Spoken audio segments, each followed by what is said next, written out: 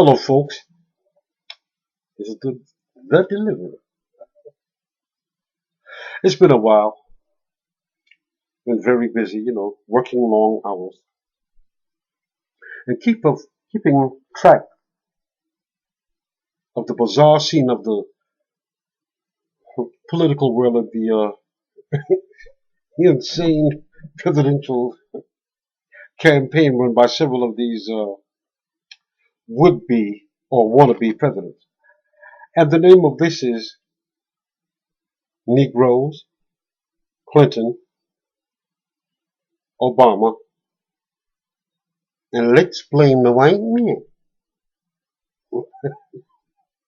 I like to start, before we get into the meat of the video, I like to start by saying Bill Clinton has been called for decades the first black president.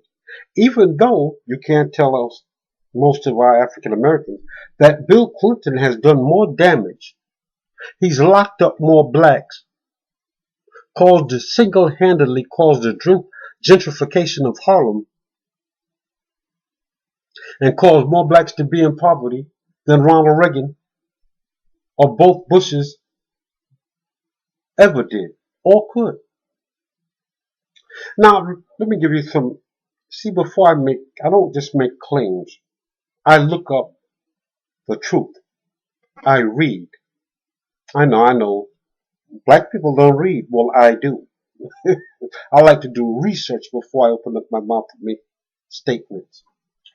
So I have it in black and white. Okay, let's get back to the vid. It's going to be a short vid. But if you told most black Americans right now, Bill Clinton locked up more blacks than Ronald Reagan and President George Bush 1 and 2, you'll get cursed out, called all that, but not all, by a lot of African Americans. Now let me put it to you this way. In the 1980s, during the Reagan administration, the economy in the black neighborhood and families rose 12%. Right now, the mass incarceration, all the blacks in jail, dying like flies, killing each other,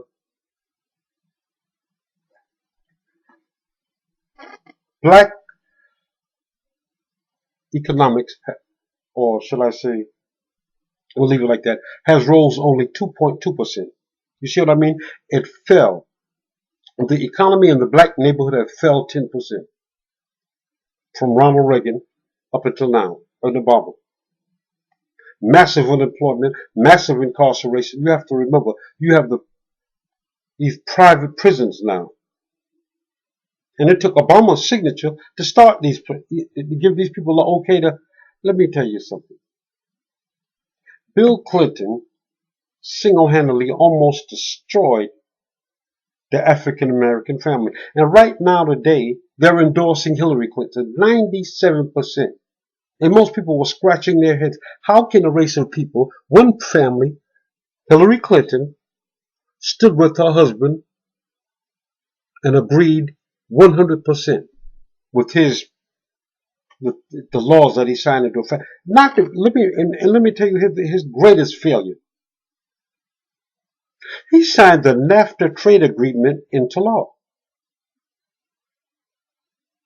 which caused thousands and thousands of manufacturing plants and jobs to move overseas to get cheaper labor,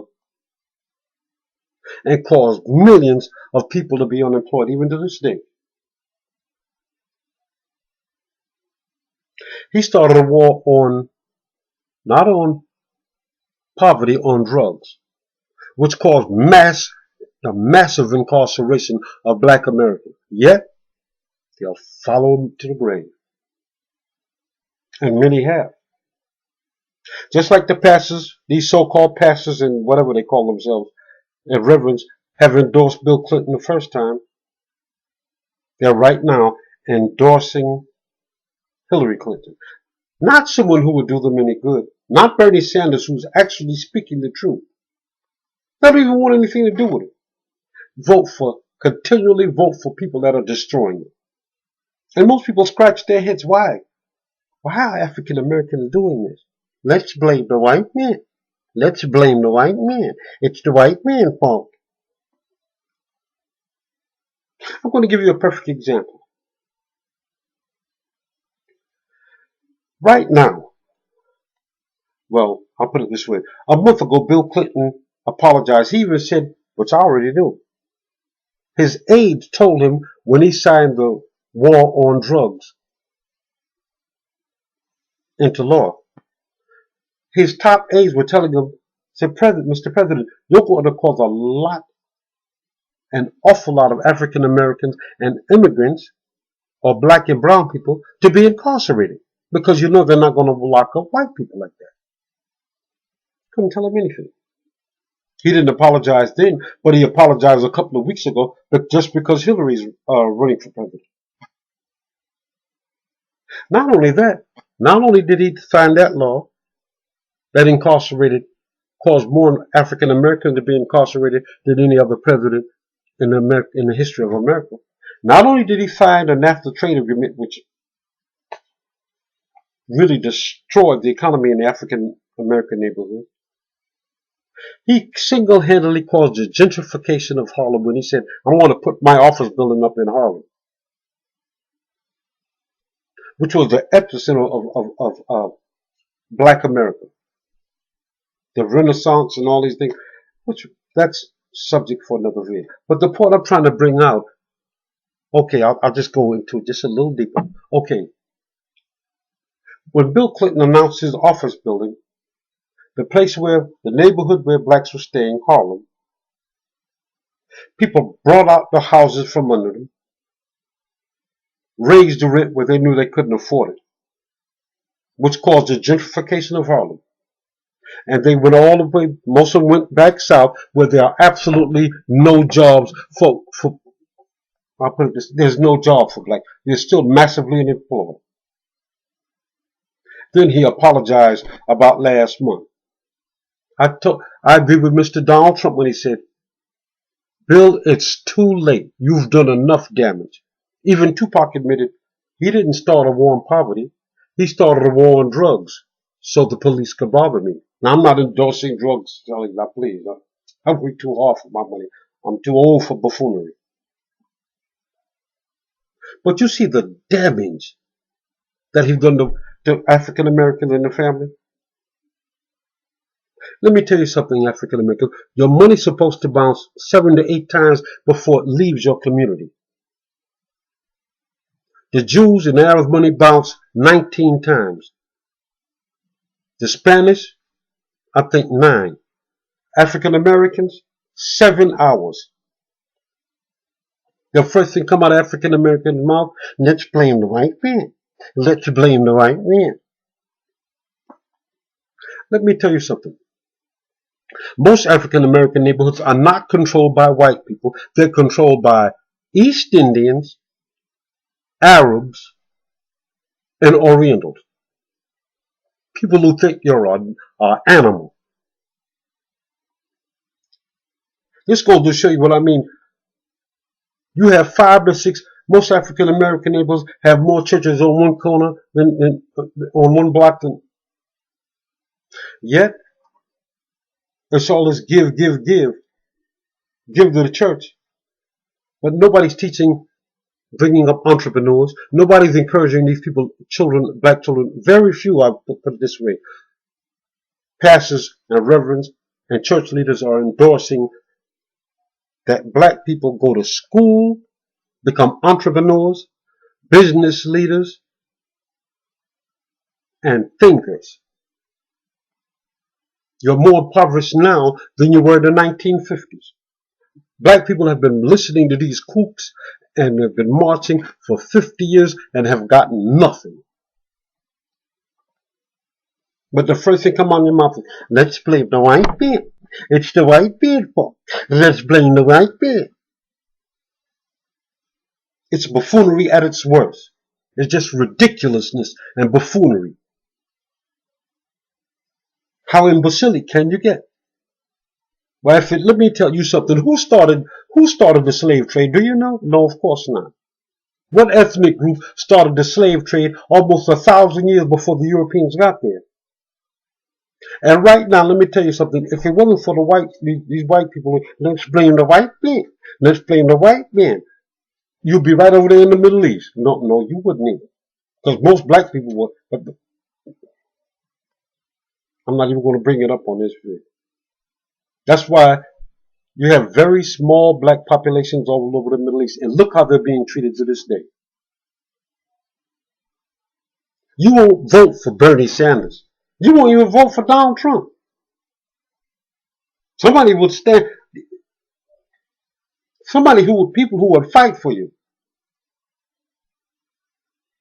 Black people will vote for Hillary just because a few kooks and screwballs, these so-called reverends, endorse them. Yet we have been free for 150 years. We've literally owned more businesses in the 1920s up till the 50s than we do now. We've been marching for job and justice for 50 years. Yet we have nothing to show for it. The few things that you did get is taken away. You're still massively unemployed. You're still massively incarcerated. There's no need to go on, folks. So remember, all white people are not alike, just like not all black people are alike. You have a few of us that are fighting. David Carroll, Dr. James David Manning, Dr. Claude Anderson, everybody in their own way want to see a better African American. You can't stand up to this type of poverty and stop. Let's blame the white man. Let's blame the white man. You're going to cease to exist. Don't you understand that? This white man got up on the radio station. He said, why do you people support people that have historically destroyed you and are still destroying you? Why? He said, we. He didn't define who we were. He said, we had a meeting and was wondering why. Your money, like I said, supposed to bounce at least 7 to 8 times before it leaves your community. African American money leaves 7 times. The most dangerous place on payday is to get between a black man and the mall. A bunch of stores where people can barely speak English and who think he's a fool or an animal. They're the ones that control your neighborhood, mostly all over most of America, not the white man. Folks, we need God like never before. Pray that the people elect, research and elect somebody who they think is beneficial. I'm not a Democrat or a Republican. I'm an American.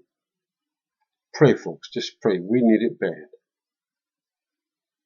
African Americans, my brothers and sisters, we can't stand up behind this type of foolishness, this type of imbecilic behavior. Abstract poverty, massive incarceration. 73% of all African Americans are born in a single-parent household. And the first thing we want to march when somebody tried to steal and get shot down by a cop. But when this man went down there and blew this kid's head off and his mother right down the block from where you were marching, nobody wanted to say anything or cooperate with the police. But the first thing they said was, let's blame the white man. Let's blame the white man. They were a laughing stock in humanity. We've got to stop it. Pray, folks. Pray. We need it. God bless.